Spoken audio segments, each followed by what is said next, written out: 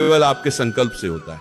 नया साल केवल एक अवसर देता है अपने जीवन को देखने का, अपने जीवन को समझने का और अपने जीवन को सुधारने का। अगर मन वही रहा, अगर आदतें वही रहीं, अगर आलस्य वही रहा, तो कैलेंडर बदल जाने से जीवन नहीं बदलता। नया वर्ष 2026 आपके जीवन में इसलिए नहीं आया है कि आप केवल खुशियां मनाएं, बल्कि इसीलिए आया है कि आप अपने भीतर झांकें और अपने आप से ये प्रश्न करें, मैं अपने जीवन के साथ क्या कर रहा हूं। आज की पीढ़ी बहुत तेज है, बहुत बुद्धिमान है, लेकिन सबसे बड़ी समस्या ये है कि मन बहुत चंचल हो गया है। पढ़ाई सामने है, किताब सामने है, लेकिन मन मोबाइल में घूम रहा है। शरीर क्लास में बैठा है, लेकिन मन कहीं और भटक रहा है। यही भटकाव आगे चलकर जीवन की सबसे बड़ी बाधा बन जाता है। इसलिए अगर नए वर्ष 2026 में आपको सच में आगे बढ़ना है, तो कुछ बातें करनी ही होंगी और कुछ बातें किसी भी कीमत पर नहीं करनी होंगी। पहला उपदेश, पढ़ाई को बोझ मत बनाओ, उसे साधना बनाओ। पढ़ाई कोई सजा नहीं है, पढ़ाई कोई बोझ नहीं है, पढ़ाई एक साधना है।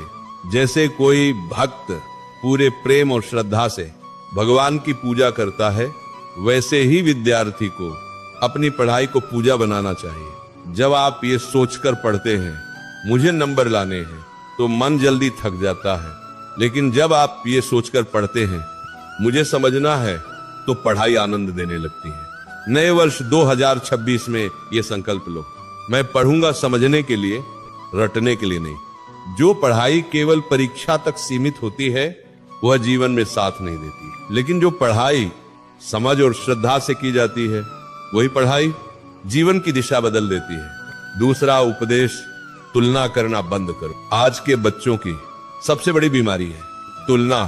वह मुझसे आगे क्यों है, उसके ज्यादा नंबर क्यों आए, उसका चयन क्यों हो गया। ये तुलना जहर है। तुलना से न तो बुद्धि बढ़ती है, न ही भाग्य बदलता है। तुलना से केवल मन अशांत होता है और आत्मविश्वास कमजोर पड़ जाता है। भगवान ने हर व्यक्ति को अलग अलग क्षमता दी है। किसी को तेज दिमाग दिया, किसी को गहरी समझ दी, किसी को धैर्य दिया। नए वर्ष 2026 में ये मत पूछो वो क्या कर रहा है, नए वर्ष में ये पूछो मैं आज अपने कल से बेहतर क्या कर रहा हूं। तीसरा उपदेश, मोबाइल आपका सेवक बने, स्वामी नहीं। मोबाइल एक बहुत अच्छी चीज है, लेकिन जब वो सीमा से बाहर चला जाता है तो वही मोबाइल आपका भविष्य खा जाता है। आज सबसे ज्यादा समय कहां जा रहा है, मोबाइल में, बिना सोचे समझे स्क्रॉल करने में।